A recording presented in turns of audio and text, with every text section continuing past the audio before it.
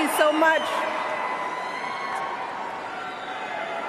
You know, it's hard to believe that it has been 8 years since I first came to this convention to talk with you about why I thought my husband should be president. Remember how I told you about his character and conviction, his decency and his grace, the traits that we've seen every day that he served our country in the White House. I also told you about our daughters, how they are the heart of our hearts, the center of our world, and during our time in the White House, we've had the joy of watching them grow from bubbly little girls into poised young women, a journey that started soon after we arrived in Washington, when they set off for their first day at their new school. I will never forget that winter morning as I watched our girls, just 7 and 10 years old, pile into those black SUVs with all those big men with guns. And I saw their little faces pressed up against the window, and the only thing I could think was, what have we done? See, because at that moment, I realized that our time in the White House would form the foundation for who they would become, and how well we managed this experience could truly make or break them. That is what Barack and I think about every day as we try to guide and protect our girls through the challenges of this unusual life in the spotlight. How we urge them to ignore those who question their father's citizenship or faith.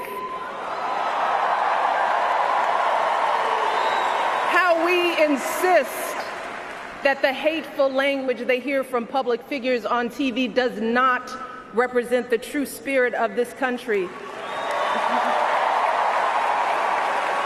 How we explain that when someone is cruel or acts like a bully, you don't stoop to their level. No, our motto is, when they go low, we go high.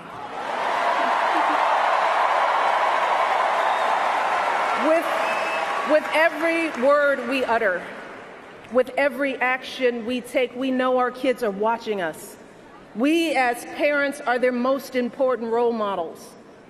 And let me tell you, Barack and I take that same approach to our jobs as President and First Lady, because we know that our words and actions matter, not just to our girls, but to children across this country. Kids who tell us, I saw you on TV, I wrote a report on you for school. Kids like the little black boy who looked up at my husband, his eyes wide with hope, and he wondered, is my hair like yours?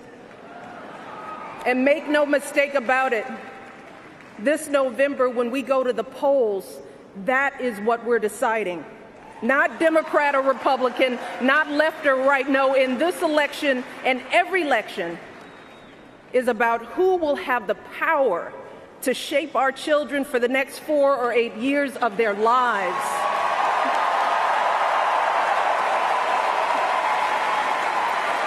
And I am here tonight because in this election, there is only one person who I trust with that responsibility.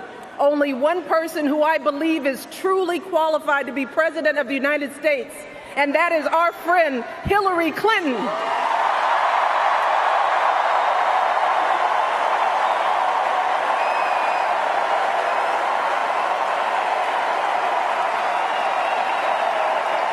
That's right.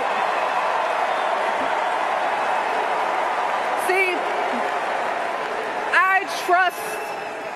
I trust Hillary to lead this country because I've seen her lifelong devotion to our nation's children. Not just her own daughter, who she has raised to perfection, but every child who needs a champion. Kids who take the long way to school to avoid the gangs. Kids who wonder how they'll ever afford college. Kids whose parents don't speak a word of English but dream of a better life. Kids who look to us to determine who and what they can be. You see, Hillary has spent decades doing the relentless, thankless work to actually make a difference in their lives. Advocating for kids with disabilities as a young lawyer, fighting for children's health care as First Lady, and for quality child care in the Senate. And when she didn't win the nomination 8 years ago, she didn't get angry or disillusioned.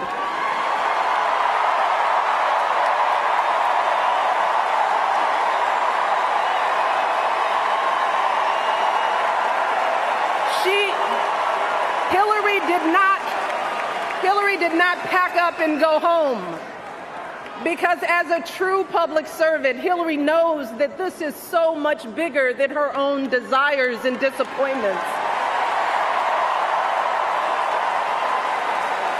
So she proudly stepped up to serve our country once again as Secretary of State, traveling the globe to keep our kids safe.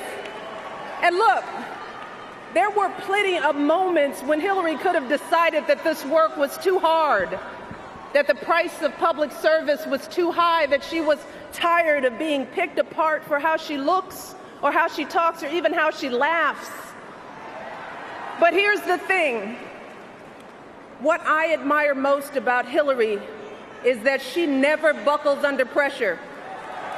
She never takes the easy way out. And Hillary Clinton has never quit on anything in her life.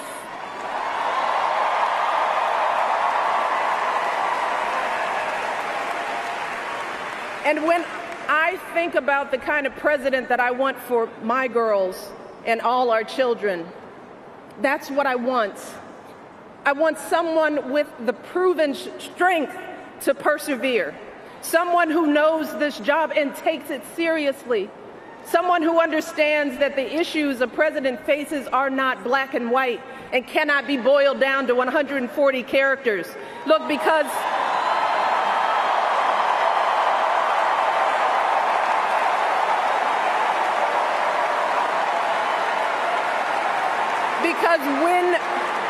when you have the nuclear codes at your fingertips and the military in your command, you can't make snap decisions. You can't have a thin skin or a tendency to lash out. You need to be steady and measured and well-informed.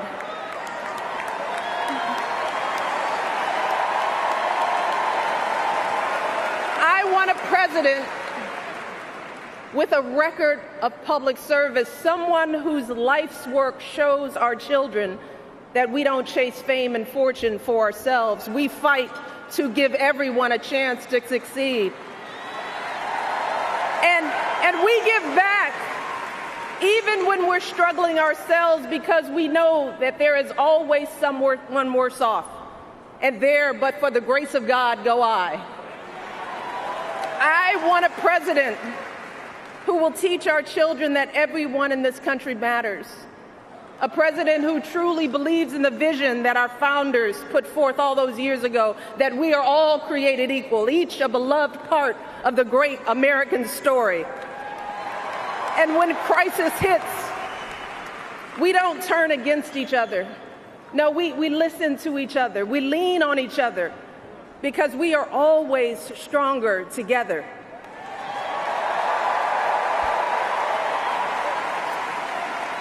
And I am here tonight because I know that that is the kind of president that Hillary Clinton will be. And that's why in this election, I'm with her.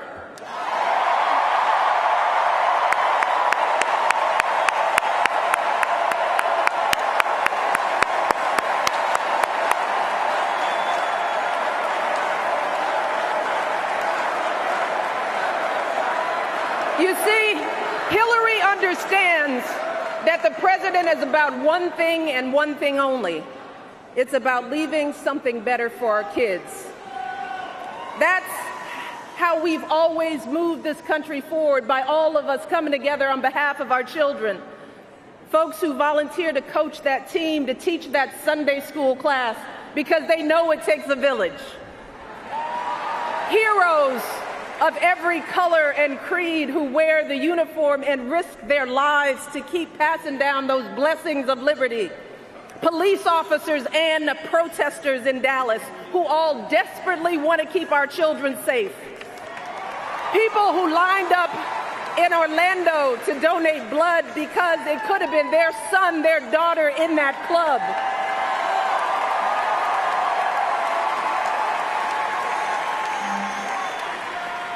Leaders like Tim Kaine,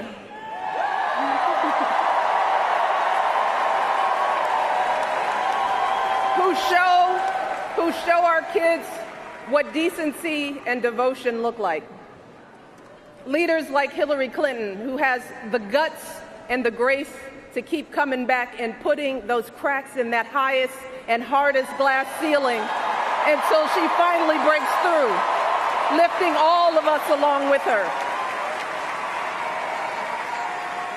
That is the story of this country, the story that has brought me to this stage tonight, the story of generations of people who felt the lash of bondage, the shame of servitude, the sting of segregation, but who kept on striving and hoping and doing what needed to be done so that today I wake up every morning in a house that was built by slaves.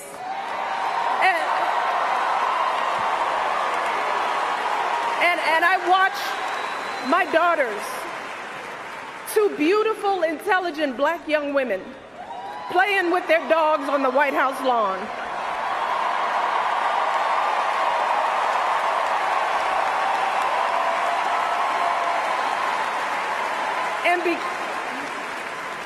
And because of Hillary Clinton, my daughters and all our sons and daughters now take for granted that a woman can be president of the United States.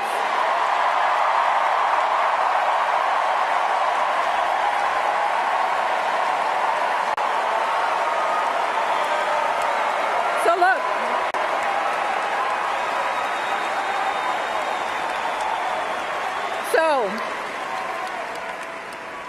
don't let anyone ever tell you that this country isn't great, that somehow we need to make it great again, because this right now is the greatest country on earth.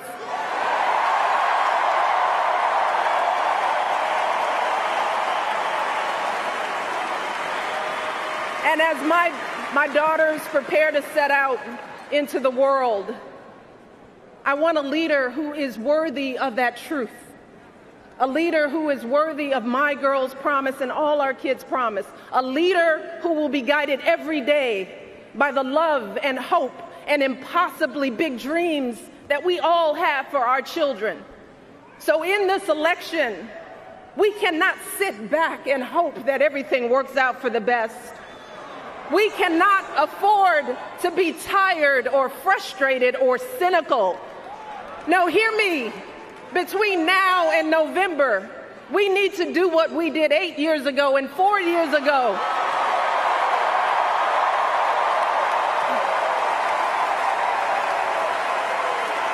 We need to knock on every door. We need to get out every vote.